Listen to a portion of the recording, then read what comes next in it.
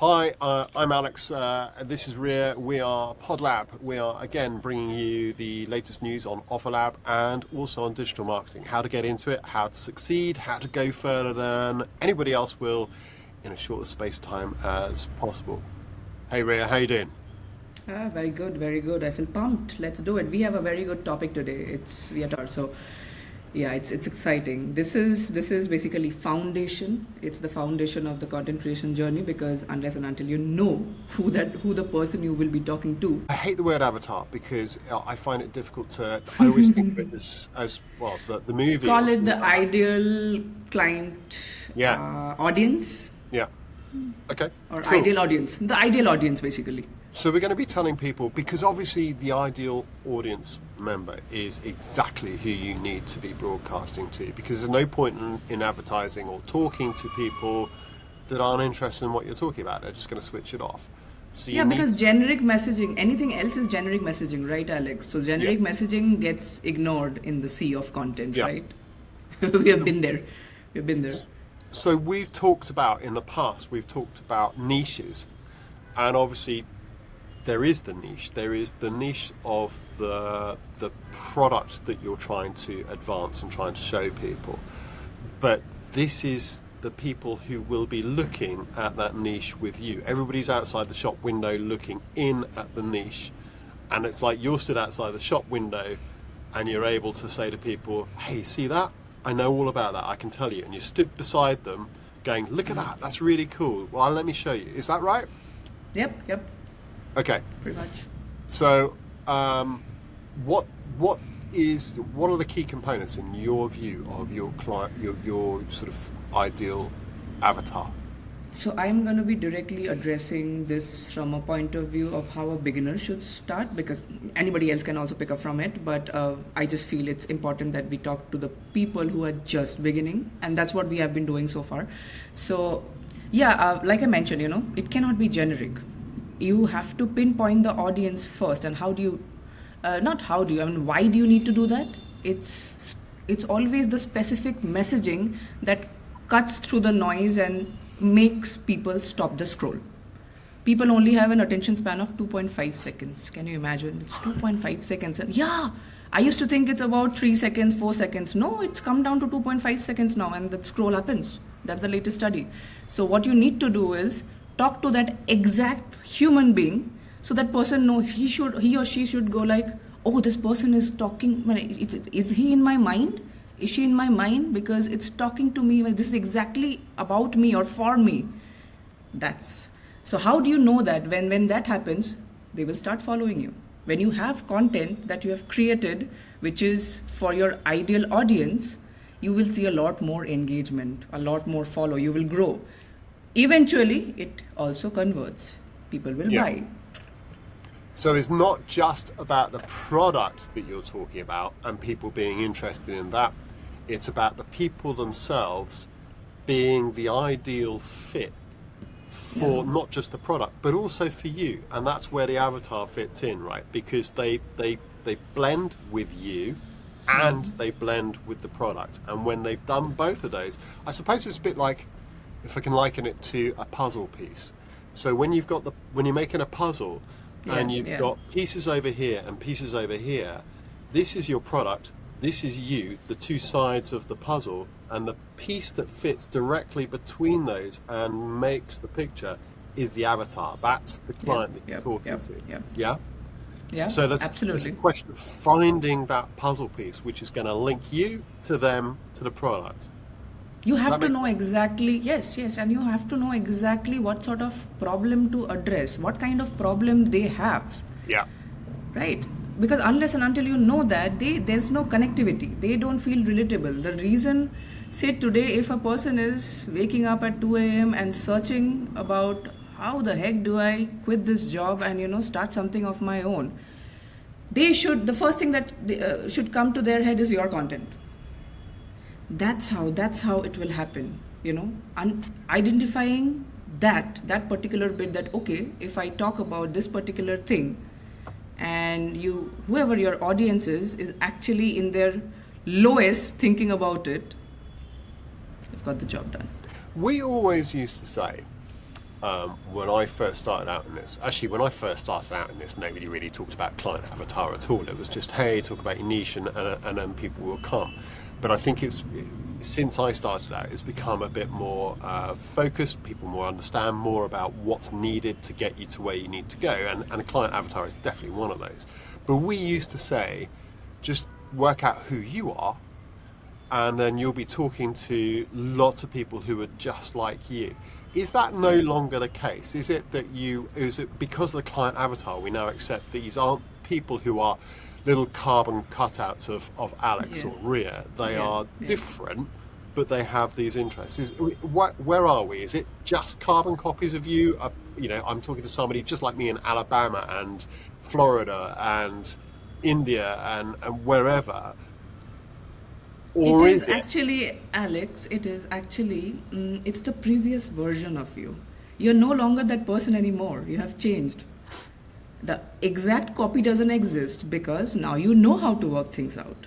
It's always one step back. When you're trying to figure out, try to remember who that person used to be. That is probably your ideal audience, because when you started, you had these problems, you have solved it, and you have jumped to the other side. That journey, your previous self would want to know that journey. There are many people who are still there. So that essentially that has not changed. It's still your past self. That makes sense. It makes sense. What always bothers me about that, I'm putting you on the spot here, Ria.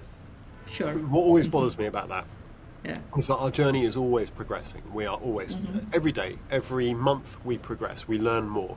And so when you're 10% ahead of the person behind you, we talked about this before, that's enough to be able to educate them because you're 10% ahead of them. But let's just take the timeline. So on the 1st of January, I'm 10% ahead of somebody else. So effectively, they're on the 1st of December. I'm on the 1st of January. I can educate them and I bring them up to being on the 1st of January. But then I'm on the 1st of February because I've moved on and I've learnt over the course of that month. Now I'm able to educate not only the people on the 1st of January, but I'm also able to educate the people on the 1st of December. But what bothers me about that is I've got to be putting out 2 messages because I've got to hit the people on the 1st of December and the people on the 1st of January because I'm ahead of both of them. Come the 1st of February, then I'm now educating the 1st of January, 1st of December, 1st of November as well. But I get your point, but it doesn't have to be like, time stamped like that, right? It can be an overarching, my past self would never think of waking up and just enjoying a cup of coffee without even thinking about emails. That could be your 1st of December, that could also be your 1st of November or 1st of Jan. It comes in a broader timeline.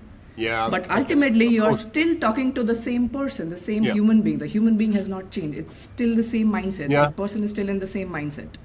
We are still talking to them. So it is dealt with the kind of words you're using or the hooks you're using. It's not going to pinpoint that, on this particular date or this particular time I was so and so, and today I am this. It's always going to be, I used to be like this 2 years back.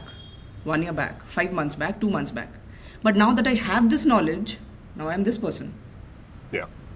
That makes sense. I hope that makes sense. It does. That makes really good sense. That's really good. So that's sort of introducing the idea that we need an avatar. And we need to know, therefore, who we're speaking to. And so we can shape that avatar. And then I guess, from what you're saying, we can say, well, that's the shape of my avatar. This dictates, therefore, what I'm going to be talking about, so that every time I talk about something, I land on that avatar, as well as landing on the product that I want to push forward or introduce. So that's quite useful. So people need to know not only the product they're trying to sell, but they also need to understand what their avatar is. Okay, so I think, if I'm right, we're going to be talking about what the avatar, how to define your avatar. Is that correct? We're going to be talking about that next. Next, in the next episode, we'll touch down. It basically boils down to, for this one, what I ideally want to. I'm not sure if the point is coming out or not, but this is what I was hoping that people understand. It's the difference between, hoping someone connects with your content and confidently Target. knowing exactly who will resonate with every post you make. Yeah. Yeah. That is the difference. The moment you know that, it's like without it, you're shooting in the dark. With it, every action that you take, it's strategic and is precise and purposeful. Back 10 years ago, they used to call it the target audience. And that is exactly what it is, isn't it? It's just Advertising defining. 101, it's the target audience. Yeah, yeah, and it's defining who your target audience is, and your target audience is your avatar, and it's just a question of going, right, how do I define what that is? And now we know what the target audience or avatar is. Every message you put out can be on point. It's exactly what you're saying. Yeah. So Yeah. it's you're saying, and this is really helpful stuff for anybody who's starting out in this. What you're saying is, you want to know that every word you utter is going to land on the right spot every time, and that people are going to go, my God, this girl is golden. Not just that you're putting out random stuff, and Yeah. every 1 out of 4 videos of yours that they watch, they'll go, oh yeah, actually that's quite good. The other 3 were terrible. I didn't get them at all. But this girl is on point every time, every fall. And that's what started with me with our mentor, is that she really tapped into something that I really understood and really felt personally. Yeah. So clearly I was in her avatar. I was her target audience. So, okay, that's cool. I think both of us were. I mean, that's how we connected, right? I mean, all this I know today is because of whatever exercises we have gone through together. It's like tedious big T charts and all, trying to find out who that ideal audience is, who I used to be. Yeah. Sometimes I do understand that it's a bit difficult, because you kind of either you forget or you don't want to go back there. It's like, hey, I just came out of it. Do I have to go back into it? But it's kind of, you have to, because that's who you're talking to. So it's very important. Go on. Sorry. No, so what I was trying to say is it cannot be just pain points. It also has to be the desirability factor. That old Ria or that old Alex, what he used to desire, and today that desire has been met. So that journey, it's not just the pain point. So of course you have to know the pain points, where they're hanging out, what is giving them, or what is churning their stomach. All that you have to know. You'll know this because you know yourself, right? It's not easy to pinpoint, but once you sit down and you think about every hour of the day, what you used to do 2 months back, cut to today, 2 months later, once you have had the solution, what you're doing on every hour of that day, what's the difference? That difference, that's your audience. The past self, that is your audience. Yeah, that's really cool. That makes sense. The one thing I really do like about digital marketing, and it's kind of weird, I was never expecting this when I came into it, and people who are coming into it now it's helpful to understand this, is that there will be quite a lot of self-reflection. There will be quite a lot of looking at yourself and thinking about what you're doing, what your motivations are, where you want to go. Lots of it's very selfish, but it's not, because you're trying to help other people. But to help other people, you need to understand yourself, and you need to understand your past. You need to understand where you are now, and you need to understand where it is you want to go. Because if you don't understand those 3 things, you can't possibly you can't possibly engage someone, because you can talk about who you are now, and you can talk about where you want to go, but that doesn't necessarily talk to anybody that's trying to figure out how to get out of the hole that you were once in. And that's the help you're offering, is, okay, you're in the hole, I was there, I understand that, this is where I am now, this is where I'm going. You not only give people the opportunity to go, okay, he's worked it out, and if he's worked it out, then he just needs to tell me and I can get out of the hole, but also you're saying to them, and this is where I'm going to go. And that gives them the opportunity to go, Christ, that's exactly where I want to go as well. Let's go there. Follow this guy. And that's really cool. I love that about digital marketing, is that you tap into yourself, and in tapping into yourself, you help others. That's cool. Okay, so next week we're going to be talking about how to define the avatar, yeah? Yep. Yep. Maria is, because she knows much more about this than I do. Always putting me on the spot. No, Alex, no, right now it's my turn to put you on the spot because I have not really gone through Offer Lab and you're going to talk about it. Yeah, no, absolutely. So I want to talk about OfferLab because that's part of what we're doing here. We're introducing people to OfferLab, and we're doing it honestly. Yeah. And I have to say, I still OfferLab is incredible. It really is. It's like this golden goose, and it's going to become more incredible. It's still in the infancy. I think that's fair to say. There still are speed bumps and problems with it that needs ironing out. And I'm going to talk about one of those today.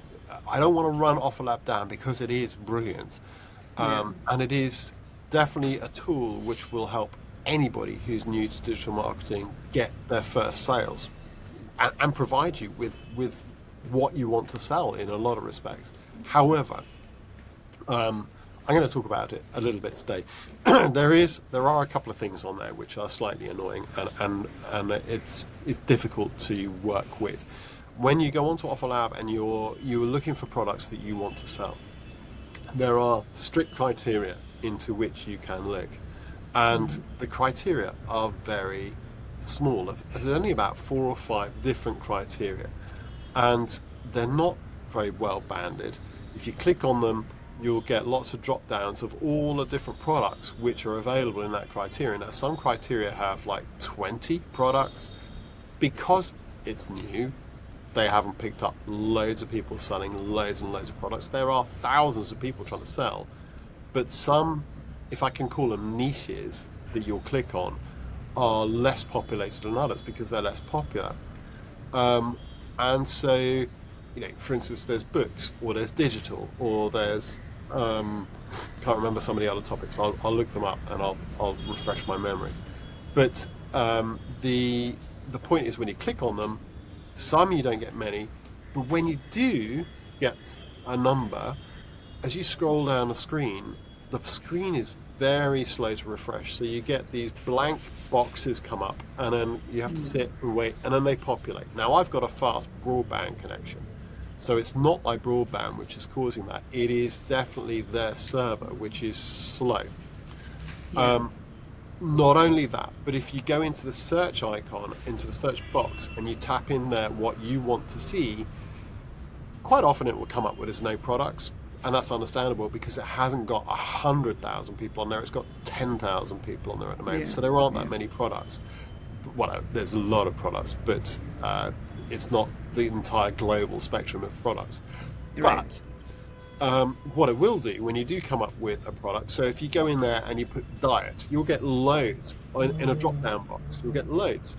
And if you click on one of them, it takes you to that product. But when it takes you to that product, you lose the drop-down list, and you've gone simply to that product. And if that product's not what you want, then you've got to go back into the search bar. You've got to type the same thing in again, get the drop-down box again, and then you've got to choose the one that's not the one you chose before. Have a look at that one. It takes you off there, and you've got to repeat the process. So it's quite a laborious product to search through, and I found that quite difficult. Because I know for me, I'm trying to increase the amount that I'm on there and what I'm trying to sell through there. And I'm trying to sell other people's products, which is one of the greatest inventions or not inventions, but greatest assets involved in OfferLab. It's brilliant, but it's finding them. And that's quite difficult. It's quite clunky. So that's a criticism of OfferLab this week. I will talk to them about it, and I'll see what they're saying because they are very responsive. And I'll feedback on that next week and let you know what I found out. Okay? Yeah. This was helpful. I'm sure if anybody at all has listened to this and they have gone to OfferLab and they have tried searching, if anybody's listened to this, there are hundreds of thousands of people listening to our podcast now. That's true. And imagine hundreds and thousands of people going to OfferLab and searching and say, "Oh, what? Ria and Alex were bullshitting." It's no, we are not. It's just we are also surfing through it. We are also realizing new things. And, to be honest, by the time this podcast becomes well known and people are getting into it, and if they review our historic podcasts, which we're putting in order so that they should be very easy to follow. And the reason we're doing that is so that people can work out what their digital marketing journey is right from the beginning, right the way through, follow it episode by episode, so that they can slowly increase how they do their digital marketing and what they're going to do, and they can learn and follow the process. So that's what we're doing.